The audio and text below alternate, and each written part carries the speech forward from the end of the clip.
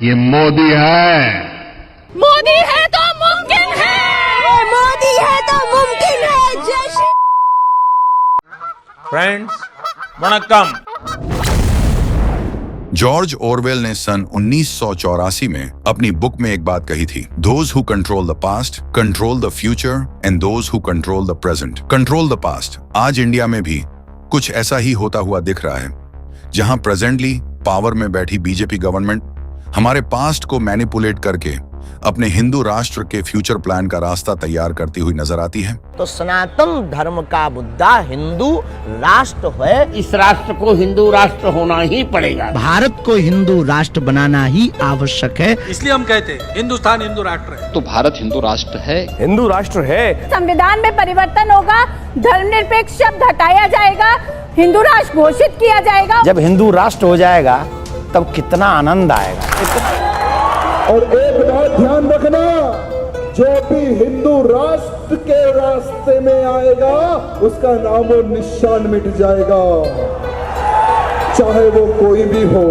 एक secular Republic को धीरे धीरे एक रिलीजियस राष्ट्र में बदलने के लिए मेजॉरिटेरियन एजेंडे के तहत इंडियन हिस्ट्री को रीराइट किया जा रहा है, ताकि हिंदू सुप्रीमेसी एस्टैब्लिश हो सके। इसी संदर्भ में एक बीजेपी सीएम और आरएसएस के हेड उन्होंने हाल ही में यह क्लेम किया कि इंडिया का रिलीजियस कल्चर पिछले 5000 सालों से बिल्कुल सेम बना हुआ है। आज भी 5000 साल पुराना सनातन धार्मिक जीवन जो भारत का आज भी यहाँ देखने को मिलता है, वैसा का वैसा देखने को मिलता है। लेकिन सवाल ये उठता है कि 5000 साल पहले हमारी हिस्ट्री में वास्तव में क्या हो रहा था। इसके हिस्टोरिकल एविडेंसेस हमारे पास मौजूद हैं। हड़प्पा या इंडस वैली सिविलाइजेशन इंडियन सब कॉन्टिनेंट की सबसे पुरानी रिकॉर्डेड सिविलाइजेशन मानी जाती है। इस एरा की हजारों सील्स मिली हैं, जिनमें एक हड़प्पन स्क्रिप्ट भी शामिल है, लेकिन आज तक इस स्क्रिप्ट को डिसाइफर नहीं किया जा सका है। कई एक्सपर्ट्स का मानना है कि यह कोई पारंपरिक स्क्रिप्ट नहीं बल्कि सिंबल्स का एक सिस्टम हो सकता है, शायद अबेकस जैसे किसी तंत्र की तरह।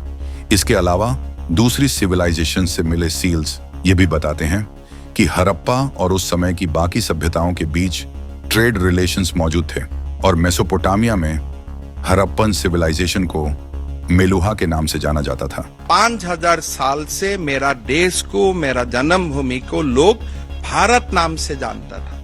फेंको, फेंको अपनी पूरी शक्ति के साथ फेंको। 10,000 साल से सेम कल्चरल कंटिन्यूटी है आर्कियोलॉजिकल रिकॉर्ड में। ऐसे में बीजेपी और आरएसएस की 5000 साल की कंटिन्यूअस कल्चरल थ्योरी को कुछ यूट्यूब माउथपीस द्वारा 10,000 साल तक बढ़ा देना काफी एक्सैजरेटेड और बोगस लगता है, क्योंकि सच्चाई यह है कि इंडियन सबकॉन्टिनेंट की हिस्ट्री में इनॉर्मस डाइवर्सिटी रही है। फॉर एग्जाम्पल, यहाँ पर पर्शियन, ग्रीक और चाइनीज ओरिजिन के एम्पायर्स रहे हैं, जो अपने साथ अलग अलग कल्चर और रिलीजियस प्रैक्टिसेस लेकर आए। और अगर हम अखंड भारत के आइडिया के सबसे क्लोजेस्ट बड़े एम्पायर्स की बात करें, तो उनमें अशोका का बुद्धिस्ट एम्पायर और औरंगजेब का मुगल एम्पायर शामिल है। तो ऐसे सिचुएशन में यह कहना कि 10,000 सालों से हमारी कल्चरल कंटिन्यूटी बिल्कुल सेम बनी हुई है, यह बात हिंदू सुप्रीमेसी एस्टैब्लिश करने के नैरेटिव से ज्यादा जुड़ी हुई लगती है। हमारा सनातन धर्म भारत का राष्ट्रीय धर्म है, क्योंकि इंडिया सिर्फ हिंदू धर्म का बर्थ प्लेस नहीं है, बल्कि बुद्धिज्म, जैनिज्म और सिखिज्म का भी बर्थ प्लेस है। अब अगर यहाँ जन्मे हर धर्म के लोग अपने अपने धर्म के नाम पर अलग राष्ट्र की मांग करने लगे, तो सोचिए हालात क्या हो सकते हैं। तो हम ये मानेंगे कि उसके डीएनए में प्रॉब्लम, तो उनकी प्रॉब्लम है, उनको मेंटली प्रॉब्लम होगी, दवा करवाने दीजिए। अरे यार गजब करती है। बना लो हिंदू राष्ट्र, तुम लोग बना लो, आज बना लो, कल आएंगे। चलो इनको बनाने दो हिंदू राष्ट्र, गजब लोग हैं भाई। कौन जिम्मेवार है? कौन जिम्मेवार है? कौन जिम्मेवार है? ये मोदी है। मोदी है तो मुमकिन है, मोदी है तो मुमकिन है। जय श्री मोदी है, मोदी है तो मुमकिन है। मोदी है तो मुमकिन है। मोदी है तो मुमकिन है। हर बार मोदी सरकार। Thank you so much Modi जी।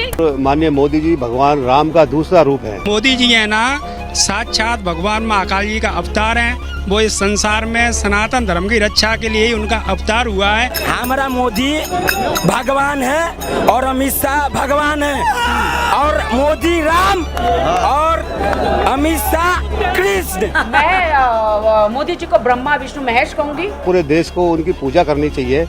कि यदि हमारे प्रधानमंत्री जी ने कहा है कि हाँ, हमारे पास जब दुनिया में कुछ नहीं था तो भी हमारे पास प्लास्टिक सर्जरी थी।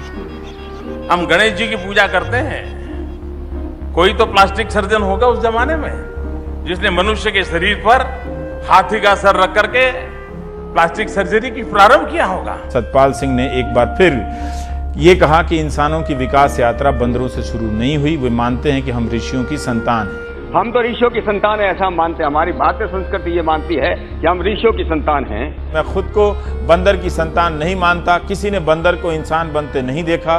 बात तो सही है, एक जीवन में कोई यह कैसे देख सकता है? किसी ने ऋषियों को जरूर देखा होगा तब, लेकिन ऋषियों से इंसान बनते हुए किसने देखा? ये सवाल तो किसी ने सतपाल जी से भी नहीं पूछा, तो फिर ये सवाल उठा क्यों? तो फिर आप ब्रेक क्यों नहीं ले लेते हैं? ले लीजिए ब्रेक। और मोदी जी भारत के लिए भगवान का वरदान बन के आए हैं। भगवान ने ही मनुष्य के रूप में नरेंद्र मोदी जी के रूप में अवतार लिया। हमारे माननीय प्रधानमंत्री जो खुद भगवान स्वरूप है, मोदी जी के रूप में श्री रामचंद्र ने जन्म लिया है। मोदी राम और कृष्ण की भूमिका में है।